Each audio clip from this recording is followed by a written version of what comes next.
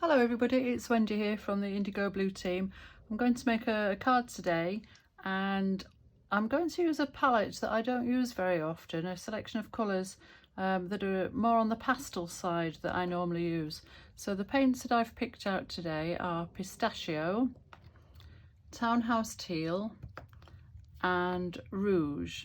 I'm going to make a background with those. In fact, I've already done the background, I'll show you that. And I'm going to be doing some embossing with the copper load of that embossing glaze. Now the stamp that I've chosen to work with is from this set, which is Nature 3, and it's this lovely big flower bouquet at the bottom. I'm not going to use it as a focal point in the middle of my card though. I'm going to try to use it to sort of frame around the sides of the card a little bit. I'm also going to do some background stamping with French script.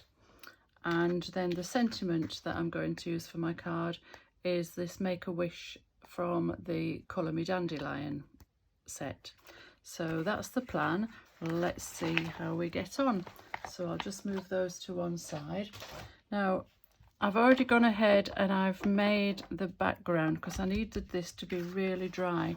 I've just basically used some watercolour card. I've wet it thoroughly with spray of water, and then put a little bit of paint on my paint mat, watered that down, and then with a wet brush sort of scrubbed it on everywhere and let it do its thing. It might look a bit of a mess to start with, but I've sort of dabbed off with a bit of kitchen towel if it got too intense or if the runs started to get a bit too messy. And then I've thoroughly dried it with my heat gun, so we should be ready to go. Right, so now, because I want this background stamp to be in the background, I'm going to just use a grey ink to stamp it with. It's the French script stamp, and I'll just ink it up.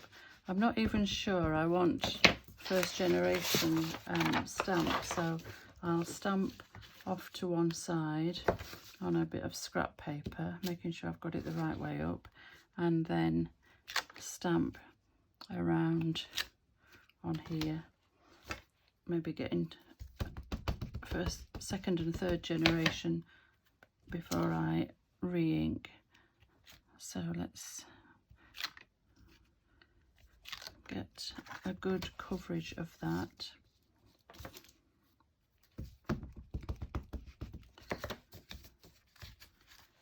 A bit up there. You'll notice, because it is a directional stamp, I've got an arrow on my stamp. Too many times I've stamped and then found I've done it the wrong way round. Lesson learned.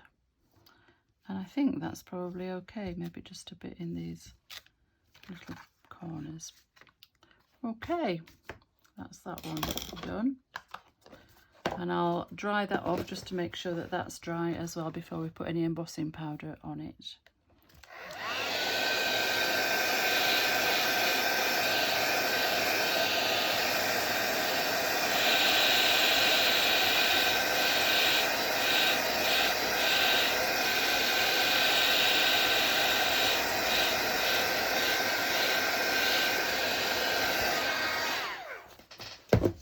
Okay, right, so here's that lovely big stamp from the Nature 3 stamp set, and I'm going to use Versamark, and then I'll use the copper embossing glaze. That's not quite on in the middle. Now I'm not going to stamp the whole of this, I'm going to let it overlap so that it's stamping over the edge, which I quite like. So a good bit of Versamark on there, and I'm going to, as I said, let it hang over the edge and maybe angle it a little bit, give it a good press. And the beauty of these acrylic blocks is because they're so thin, you can actually bend them and make sure you've got that good pressure in the middle. Right, so that's the bottom bit done. Can't quite see where we've been, but it doesn't matter.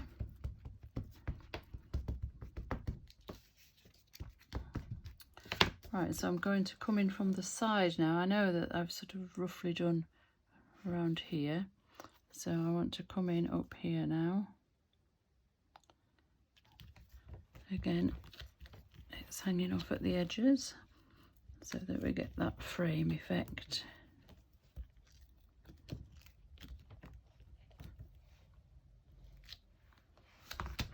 And then one last little bit, just work out which bit it'll be. Probably this corner here.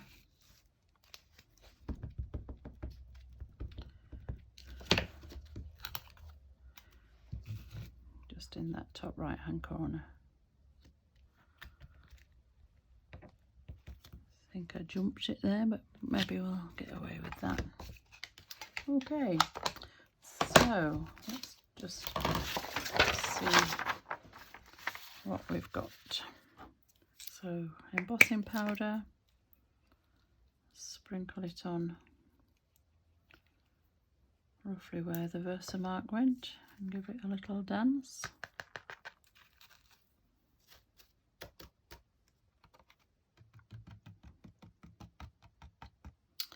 That's okay, I would have liked a bit more around here, but I'm happy to go with that.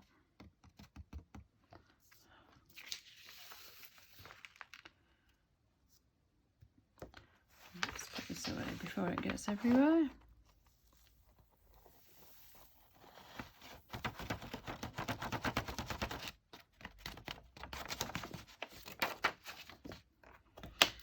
And we'll set that with the heat gun, so excuse the noise.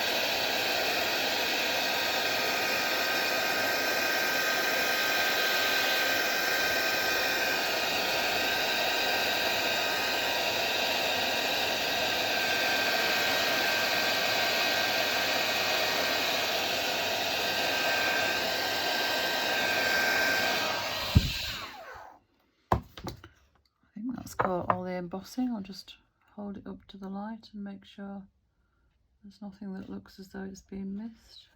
No, I think that's okay. Good.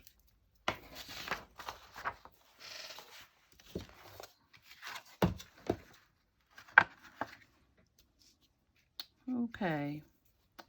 Right, so the next thing I'm going to do is add on a little butterfly. I was going to put it there, but I don't know whether or not to try and cover that gap.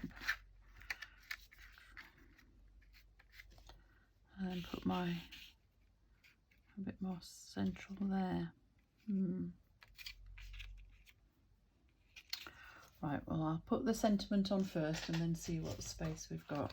So I'm going to do the Make a Wish.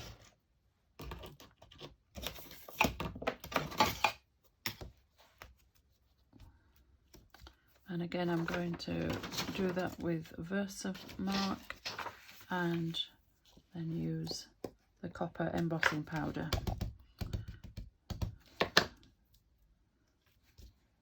Okay. Oops. I've just inked it up with the wrong ink, so let's give that a good wipe. Never mind. This is better, the Versamark, the one that I meant to use. And I've got my embossing powder at the ready.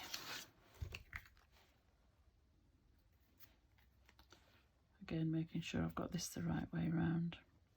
So I want that sort of there.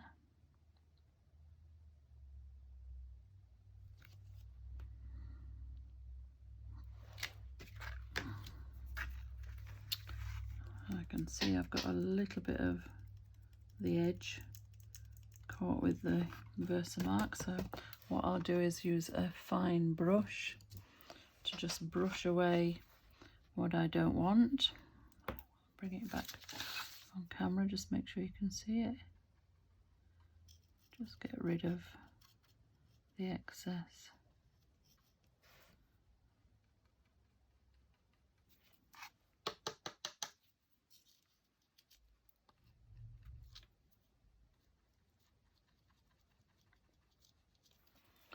Something a bit stiffer.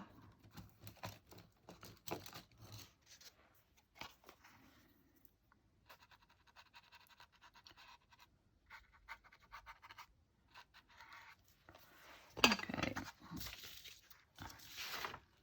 Embossing powder back in the jar.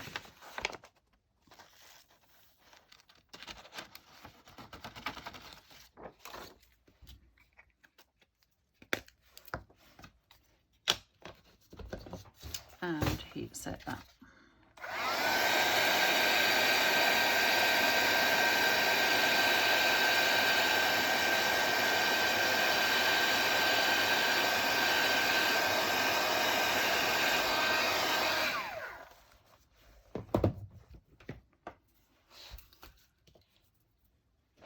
Okay, so the next thing that I want to attach then is this butterfly. Now I've already stamped and embossed and fussy cut this, but I have cut off the antenna because they're far too hard to fussy cut. So I'm going to stamp it again directly onto the card so that we get the antenna re-established. Okay.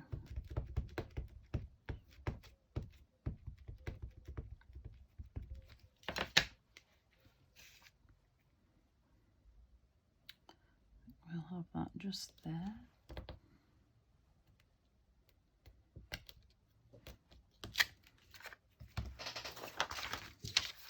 And again, I'll pop some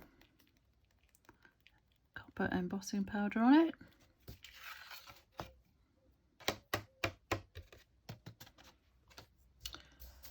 It doesn't matter if it's not a complete stamp as long as we've got those antennae in place, which it looks like we have. And we'll heat set that again.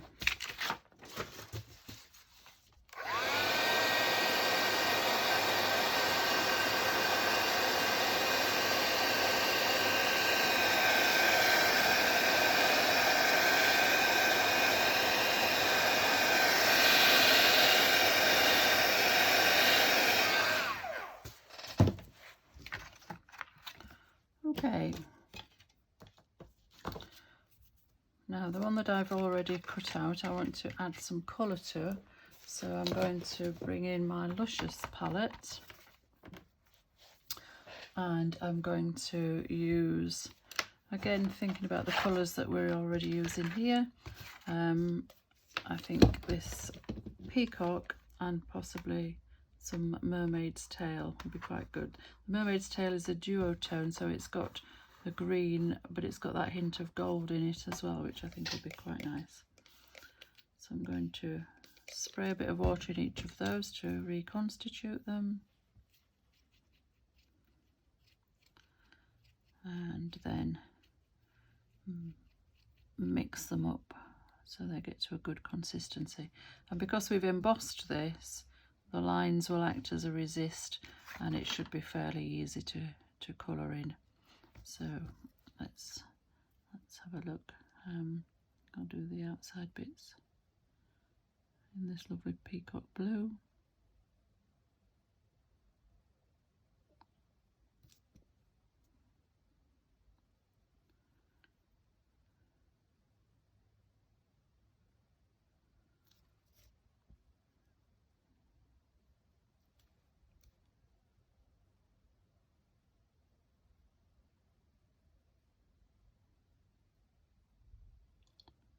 These are so easy to use, the Luscious, and there's such a sparkle to them with that fabulous mica.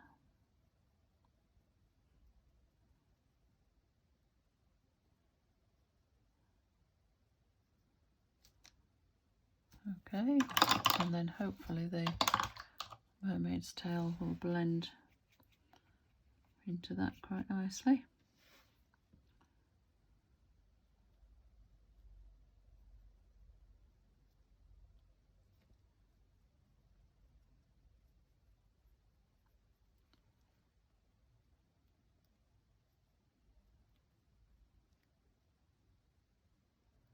There we are. Right, I will give that a blast with the heat gun again just to dry it so we can stick it on. I'll just hold it down, otherwise it will probably blow away.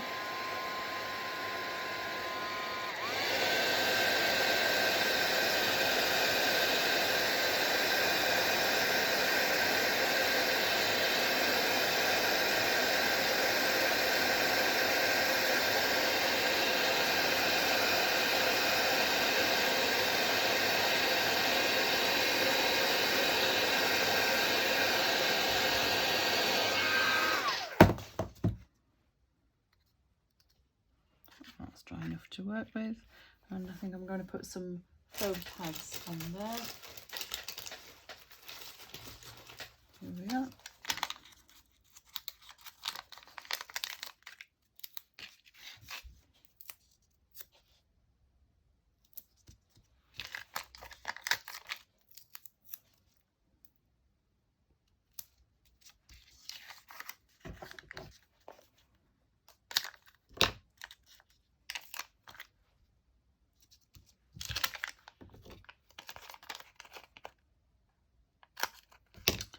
That was a tip I learned somewhere, to cut your pads while they're still on the backing paper if you need to cut them down at all. Otherwise you finish it with glue all over your scissors, and that's not great. So I'm going to need to trim that one a little bit, but just on the corner. That's great. Okay, take the paper off.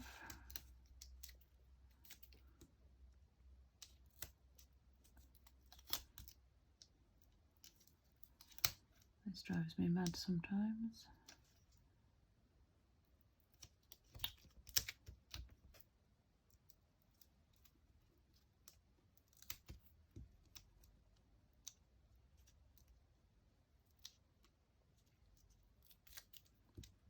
And the last one.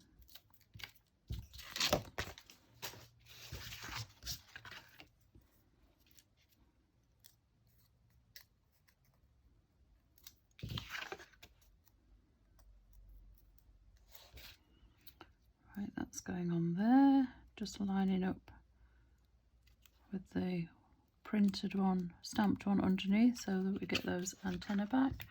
We've got our sentiment in, and I think I might just add a little something or other down this side. I'd found one of these hearts. It was a greyboard heart left over from a project that I think we'd done at a secret retreat or a dirty weekend. I've painted it with white gesso and then painted it with pistachio, and I've pulled out a bit of sari ribbon that sort of matches in the colour, but I don't want it as thick as this, so I'm going to cut this into some thin strips, maybe 3.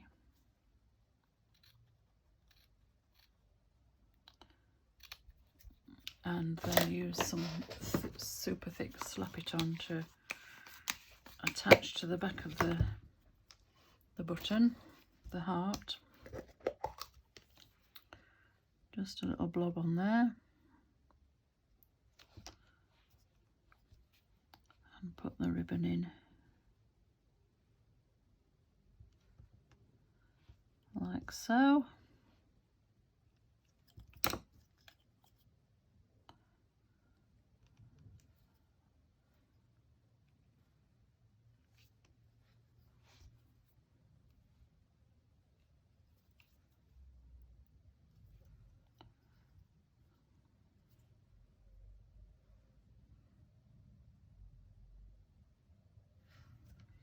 Trim those down once we've got it fastened on.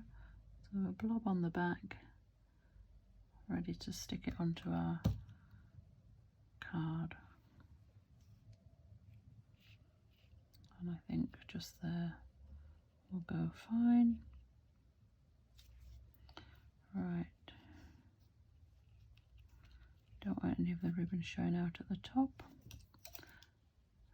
Make sure that's all tucked under.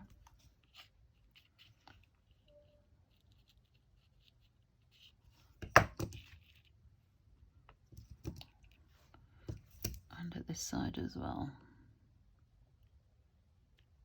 There we go. Good. I think that's stuck on quite nicely.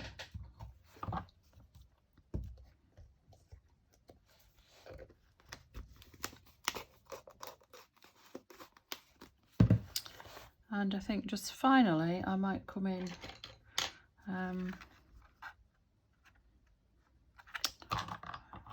let's have a think. Just want to get rid of some of this excess glue around here. I know it dries clear, but I don't like too much of it sticking around.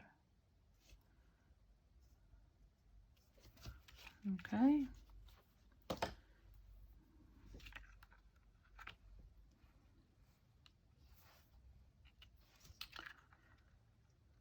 Do I want to do anything else with that? I wonder or not whether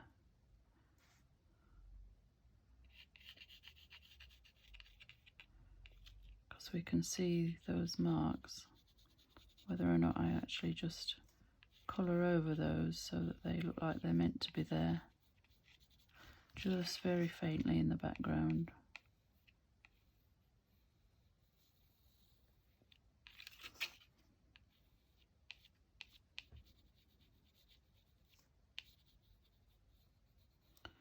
Just give a bit of highlight to that sentiment. Very lightly.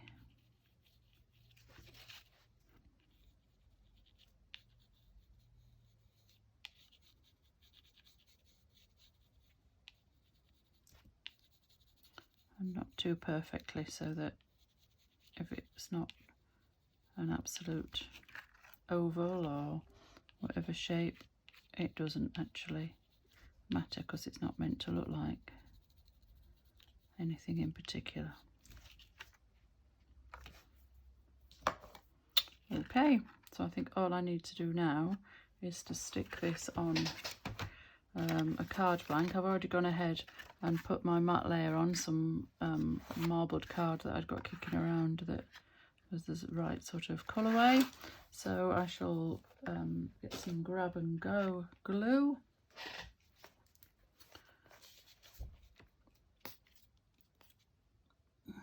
Put a good amount round the edge.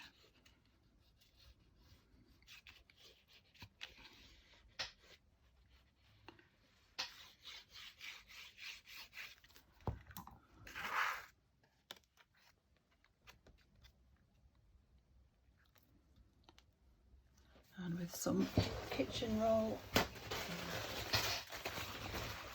to use to press it down because my fingers are a bit messy.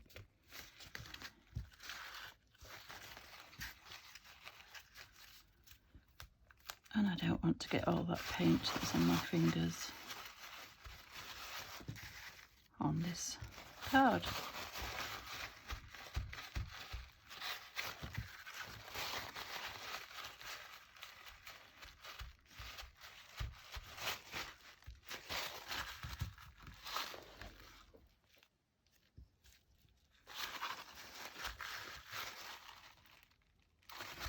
Because the card underneath is a bit shiny, it's sliding around a bit.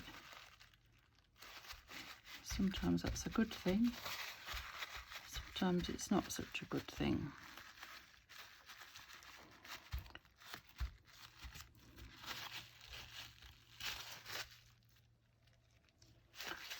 But the glue will grab it.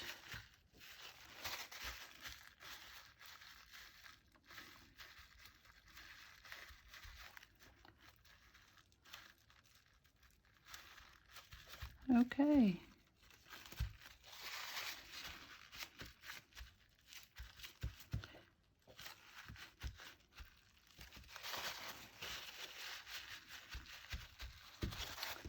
So there we have it, a summer birthday card, pastel colours. I'll keep pressing those down later when the video's finished. Using